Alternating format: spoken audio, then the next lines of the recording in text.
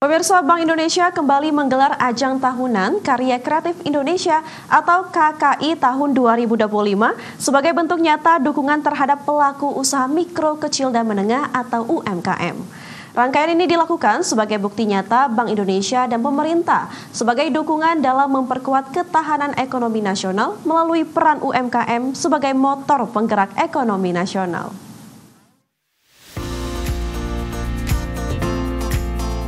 Tabuhan kendang yang dilakukan langsung Gubernur Bank Indonesia Peri Warjio bersama Ketua Umum Dewan Kerajinan Nasional, Menteri Pariwisata dan Menteri Ekonomi Kreatif ini menandakan gelaran Karya Kreatif Indonesia 2025 resmi dibuka. Gelaran Karya Kreatif Indonesia 2025 merupakan langkah konkret untuk mendorong UMKM naik kelas melalui inovasi, digitalisasi, dan sinergi lintas sektor. Dalam sambutannya, Gubernur Bank Indonesia Peri Warjio menyebut UMKM merupakan pilar penting dalam mendukung perekonomian menuju Indonesia maju.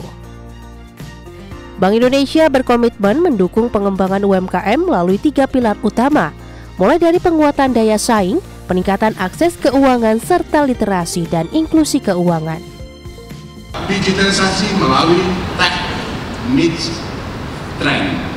Kami kembangkan bagaimana transformasi digital UMKM didorong mengenai bagaimana memasarkan, menjualkan melalui digital yang kami sebut adalah point of sale.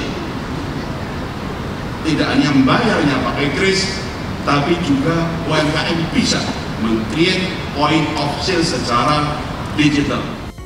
Gelaran Karya Kreatif Indonesia 2025 juga menjadi sarana edukasi dan transformasi bagi UMKM agar semakin adaptif terhadap perkembangan zaman dengan mendorong digitalisasi UMKM, termasuk dalam hal pemasaran dan pemahaman sistem point of sale digital.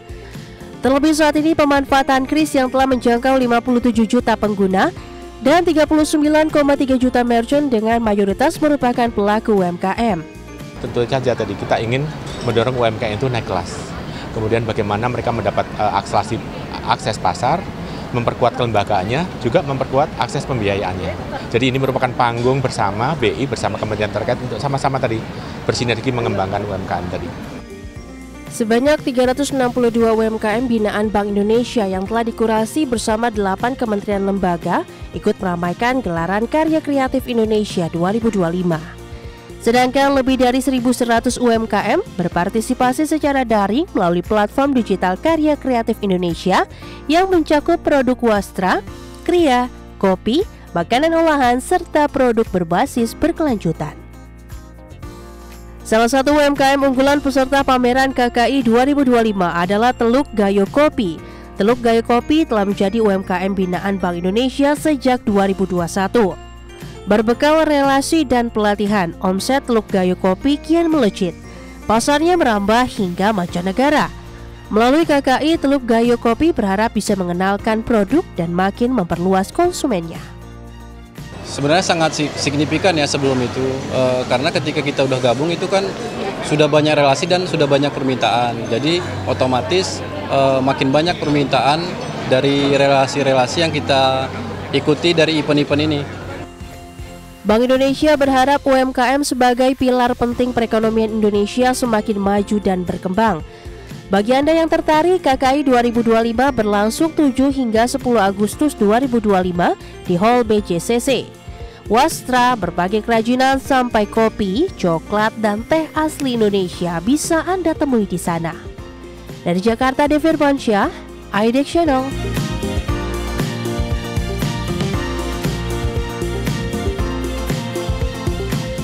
PT Bank J-Trust Indonesia Tbk sukses menggelar ajang turnamen golf bertajuk J-Trust Golf Tournament 2025. Ya, turnamen yang digelar dalam rangka memeriahkan Hari Jadi J-Trust Indonesia yang ke-10 ini sekaligus juga untuk mempererat hubungan antara perusahaan dengan para nasabah. PT Bank J-Trust Indonesia Tbk sukses menggelar ajang turnamen golf bertajuk J-Trust Golf Tournament 2025. Sebanyak 110 peserta yang terdiri dari nasabah hingga mitra kerja ikut andil dalam turnamen yang digelar untuk memeriahkan Hari Jadi Bank J-Trust Indonesia yang ke-10 ini. Direktur Utama PT Bank Jetras Indonesia, Fritsuo Fukadai mengungkapkan, selain memeriahkan hari jadi yang ke-10, ajang ini juga digelar untuk mempererat hubungan antara perusahaan dengan mitra kerja dan nasabah. Terlebih dengan turut andilnya nasabah baru di J-Trust Bank, diharapkan berdampak bagi perusahaan, khususnya peningkatan transaksi di masa mendatang. Melalui event ini juga diharapkan J-Trust Bank semakin dikenal di masyarakat dan kalangan pelaku usaha, sehingga mampu mendorong dan berkontribusi bagi perekonomian nasional. 今回のお客さんというのは、当然既存のお客さんもありますし、新しいお客さん、これから取引を始めていくお客さんも入ってますんで、具体的にはやはりその新しいお客さんも開拓できるというメリットもあります。実際そのローンの方も伸びてますし、新しい取引も増えてきております。いろんな意味での総合的な取引も増えてきております。そうですね、我々はやはりまだまだインドネシアの中でですね、銀行全体でも資産ベースでは30位ということで中堅ぐらいなので、やはりもっとお客さんにうちの銀行を知ってもらって、やはりもっと取引を増やしていくと、インドネシアの経済に貢献していくというところを引き続きやっていきたいと思っています。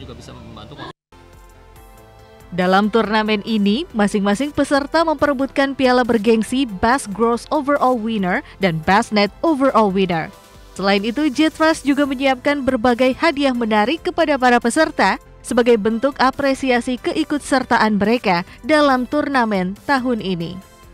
Dari Bogor, Jawa Barat, Ade Firmansyah, IDX Channel. Kembali bersama kami di Prime Market Highlight, pemirsa.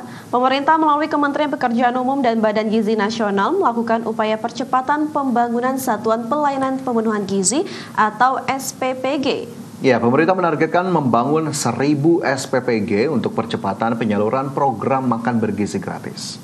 Kementerian Pekerjaan Umum dan Badan Gizi Nasional menandatangani nota kesepahaman dan perjanjian kerjasama sebagai percepatan pembangunan Satuan Pelayanan Pemenuhan Gizi di seluruh Indonesia. Penandatanganan MOU dan PKS ini merupakan langkah dukungan Kementerian Pekerjaan Umum terhadap program strategis nasional makan bergizi gratis dalam pengembangan infrastruktur sosial seperti yang telah dilakukan sebelumnya pada program Sekolah Rakyat. Menteri PU Dodi Hanggodo menyebutkan nantinya pihaknya menargetkan pembangunan 1.000 lokasi SPPG. Badan Gizi Nasional insya Allah akan menjadi tanda dimulainya penggunaan APBN untuk menggarap Satuan Pelayanan Pemenuhan Gizi atau SPPG atau dapur-dapur untuk Badan Gizi Nasional. Itu nanti lebih detailnya akan Pak Kepala PG akan lebih menjelaskan. Fungsi kami sama seperti saat kami diminta Kementerian Sosial untuk membangun sekolah-sekolah rakyat, kami harus segera tukang. Jadi lokasi apa isinya, bentuknya seperti apa, semua akan ditentukan oleh Badan Gizi Nasional. Kita hanya membantu Badan Gizi Nasional kali ini agar Selanjutnya, pemirsa, Kepala Badan Gizi Nasional optimistis tidak akan ada korupsi dalam program makan bergizi gratis atau MBG. Pasalnya, Badan Gizi Nasional sudah melakukan tindakan ketat termasuk pembayaran melalui virtual account. Kepala Badan Gizi Nasional Dadan Hindayana menjamin tidak akan ada celah korupsi di program makan bergizi gratis, di mana pihaknya melakukan sistem pelaksanaan hingga pengawasan program secara ketat. Terlebih dalam proses pembayaran dari BGN ke pengelola Satuan Pelayanan Pemenuhan Gizi atau Dapur MBG dilakukan melalui virtual account, sehingga mampu meminimalisir adanya markup anggaran yang dilakukan mitra MBG. Gak mungkin ada korupsi di makan bergizi, karena kita sudah bikin virtual account. Ya, virtual account harus ditandatangani oleh berdua, oleh mitra dan oleh Badan Gizi. Kemudian kita tetapkan bahan baku at cost, operasional at cost, yang insentif yang boleh dimakan. Setelah itu, ketika membelanjakan bahan baku, itu harus ada referensi harga pasar. Jadi ada beberapa SPPG yang coba mitranya membuat markup, itu dalam waktu sebentar aja langsung kita ketahui dan sudah langsung diaudit oleh BPKP dan harus mengembalikan uangnya. Jadi untuk kasus-kasus penyalahgunaan anggaran kecil sekali kemungkinan terjadi pada program makan bergizi gratis, apalagi